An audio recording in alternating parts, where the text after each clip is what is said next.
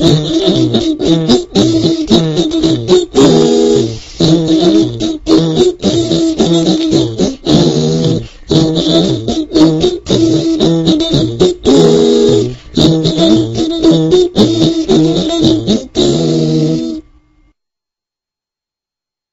Jay.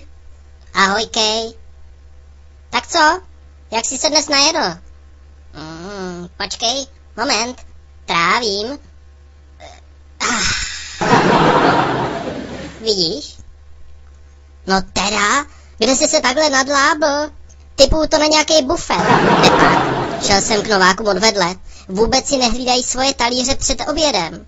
Vždycky skloní hlavy, modlí se a já můžu nerušeně futrovat. Jdu to omrknout. Měl si pravdu. U nováků je prostě dobře.